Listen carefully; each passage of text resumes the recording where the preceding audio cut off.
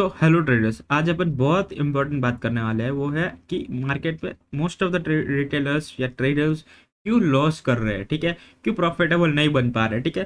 तो मैं चार चीज़ें आपके सामने लेके आया हूँ, ठीक है।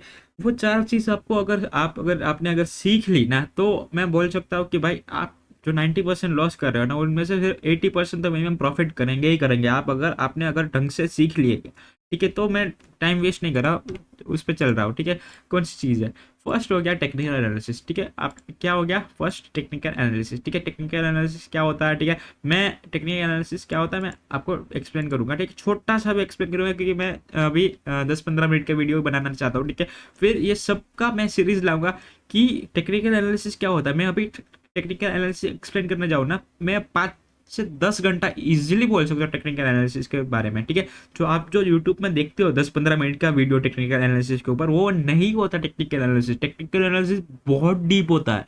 वो डीप कोई एक्सप्लेन नहीं करता। जो जो कि लोग को मैंने देखा, ये 15-20-30 हज़ार का जो कोर्स होता है ना, उसमें एक्सप्लेन करते हैं कि टेक्निकल एनालिसिस क्या होता है। बहुत डीप है टेक्निकल एनालिसिस। जो आपने जो हैमर वैमर कुछ वो देख लिया, कैंडलस्टिक पैटर्न या कैंडलस्टिक, ये हैमर बनता है, कैंडलस्टिक पैटर्न, ठीक है, सब रेजिस्टेंस ट्रेंड वो होता है। बट उससे भी कहीं ज़्यादा बहुत डिटेल में होता है, ठीक है, टेक्निकल एनालिसिस। वो भी मैं आपको सिखाऊंगा, ठीक है। फिर होता है रिस्क मैनेजमेंट। आपने सीख लिया कि टेक्निकल एनालिसिस क्या होता है, कहाँ पे मेरे को ट्रेड लेना आपको पता है।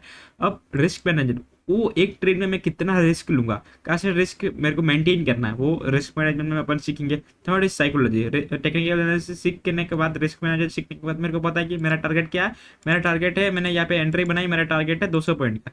अब 200 पॉइंट तक मैं होल्ड कर रहा हूँ कि मैं 10-20 पॉइंट लेके एग्जिट कर रहा हूँ। वो होता है, वहाँ पे आता है साइकोलॉजी। साइकोलॉजी कैसे बिल्ड करना है, कहाँ पे वहाँ कहाँ कैसे इमोशंस कंट्रोल करने हैं, ठीक है। अगर मेरे को पता है कि मार्केट का मेरा टारगेट है डायरेक्ट 200 पॉइंट का, तो मैं 10 पॉइंट लेके क्यों निकल रहा हूँ? वहाँ पे इमोशंस आ रहे हैं, अपना डर है माइंड में कि प्रीवियस लॉसेस की तरह ये भी लॉसेस हो जाएंगे, ठीक है। वो कैसे कंट्रोल करना है, वो वहाँ पे आता है साइकोलॉजी। फिर आता है मनी मैनेजमेंट। मनी मैनेजमेंट मतलब आपके पास अगर 50K की कैपिटल है, 50K में से कितना कैपिटल आप यूज़ करोगे ताकि आपको जल्दी देखो, ये और ये दो चीज़ ना, साइकोलॉजी और मनी मैनेजमेंट दोनों मैं बोल सकता हूँ कि कंबाइन है। क्योंकि अगर आप मनी मैनेजमेंट के पास 50K कैपिटल पूरा यूज़ करोगे ना, तो वापस साइकोलॉजी भी आपका इफेक्ट होगा, और आपका जल्दी आप 10-20 मिनट में ट्रेड कार्ड भी लोगे, ठीक है। तो मैं टेक्निकल एनालिसिस बहुत शॉर्टली थोड़ा सा मैं एक्सप्लेन कर रहा हूँ, ठीक है। एक दो चीज़ें एक्सप्लेन कर रहा हूँ, क्योंकि मेरे को ज़्यादा इस वीडियो में टाइम वेस्ट नहीं करना, ठीक है। मैं नेक्स्ट वीडियो जो होता है ना, टेक्निकल एनालिसिस के डिटेल वीडियो, उसमें सिखाऊंगा कि कैसे मार्केट को कैसा देखा जाता है, ठीक है। कैसा देखा जाता है, कैसे होता है रियल टेक्निकल एनालिसिस, ठीक है। वो आपको मैं सिखाऊंगा वहाँ पे, ठीक है।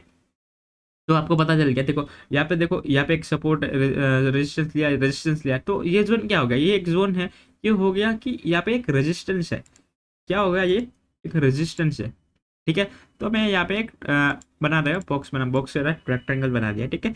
तो ये जोन क्या, कौन सा है? एक एक हो गया रेजिस्टेंस जोन। ये पूरा जोन हो गया रेजिस्टेंस जोन। अब क्या करना है मेरे को कि मार्केट नीचे आया। अब नीचे आने के बाद मार्केट ऊपर आया, कहाँ तक आया? वो रेजिस्टेंस जोन तक आया। तो अपने को यहाँ पे क्लियरली आपको देखना है कि हाँ, यहाँ पे रेजिस्टेंस तक आया, तो मेरे को अब क्या करना है, यहाँ पे क्या मेरे को कौन से कैंडल्स पे ट्रेड करना है। तो आपको यहाँ पे ऑलमोस्ट दिख रहा है कि डोजी बन रहा है, डोजी बन रहा है, डोजी बन रहा है। तो क्या हो गया कि ऑलमोस्ट बाइंग यहाँ पे वीक हो गई। जो यहाँ पे स्ट्रॉन्ग बाइंग आ रही थी, वो धीरे धीरे धीरे धीरे वीक होने लगी। तो फर्स्ट आपको इंडिकेशन ये मिल गया कि जो बाइंग यहाँ से स्ट्रॉन्ग आ रही थी, बाइंग के कैंडल्स देखो, ये कैंडल जो होता है, ये कैंडल्स आई थी, वो यहाँ पे बहुत सारी डोजी बनाने लगी। तो यहाँ पे क्या हो गया? वीक हो गया डोजी का। और नेक्स्ट कैंडल, डोजी का मीनिंग क्या होता है? Trend reversal. डोजी का मीनिंग ये भी होता है कि ट्रेंड रिवर्सल। ऐसा कि मतलब कि ऐसा नहीं होना चाहिए कहीं पे भी डोजी बन जाए तो फिर वो ट्रेंड रिवर्सल हो गया, ऐसा नहीं होना चाहिए। डोजी का भी एक पूरा कहाँ पे डोजी एक्टिव होता है वो भी होता है, ठीक है। वो भी आपको मैं आगे के वीडियोस भी सिखाऊंगा, ठीक है।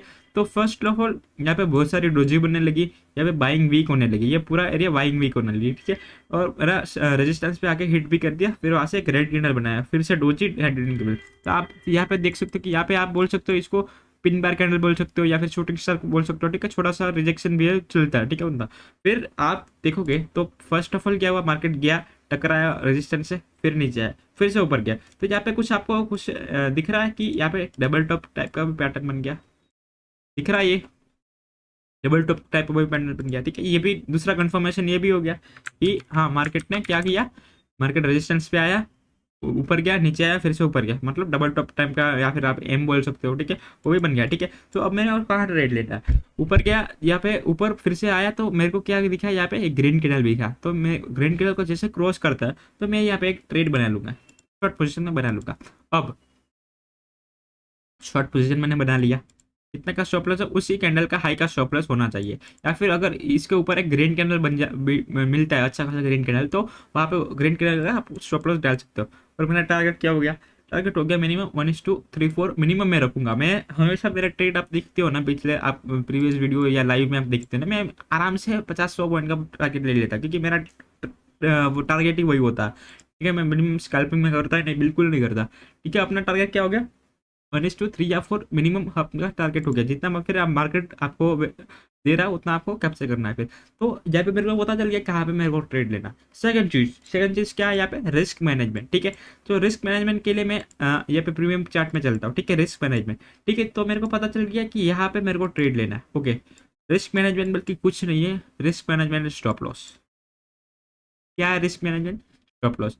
आपको पता होना चाहिए कि आपका उस ट्रेड में रिस्क क्या है, मतलब कि स्टॉप लॉस क्या है, कितना आप मार्केट को दे सकते हो अगर मार्केट आपसे ले रहा है तो।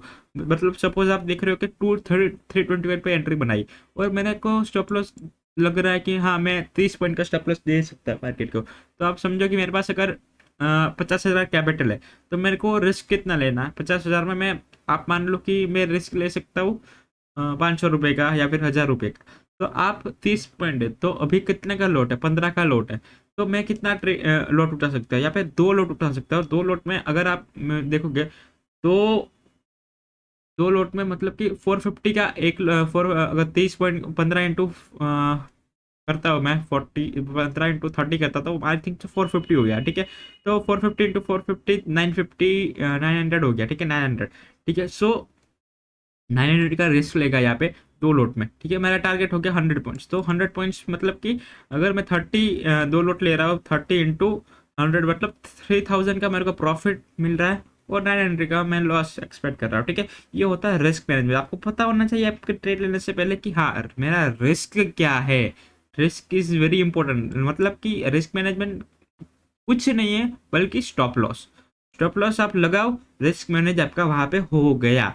ऐसे नहीं होना चाहिए कि आपने यहाँ पे एंट्री कर दी, आपका इतना नीचे मार्केट आके फिर भी आप होल्ड करके रख दो, वैसा नहीं होना चाहिए। स्टॉप लॉस कोई भी ट्रेड लेने से पहले, टेक्निकल एनालिसिस आ गया, कोई भी ट्रेड लेने से पहले रिस्क मैनेज होना चाहिए। आपको पता होना चाहिए कि ये ट्रेड में मेरा कितना रिस्क ले सकता हूँ, कितना रिस्क जाने वाला है मेरा। तो तो आपने क्या सीखा अभी तक, आपने सीख लिया टेक्निकल एनालिसिस क्या है, रिस्क मैनेजमेंट क्या है, ठीक है। Third thing is psychology.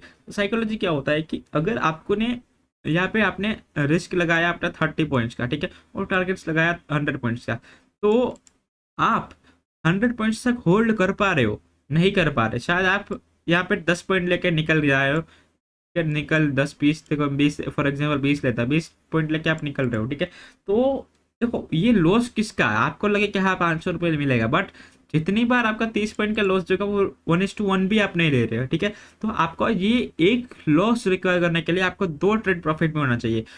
तो वो अपने को नहीं करना, अपन क्या करेंगे, उल्टा कर देंगे। क्या करेंगे, उल्टा कर देंगे, अपन 30 पॉइंट का स्टॉप लॉस डाल के 100 पॉइंट्स का टारगेट लेंगे। क्या करेंगे, 100 पॉइंट्स का टारगेट लेंगे।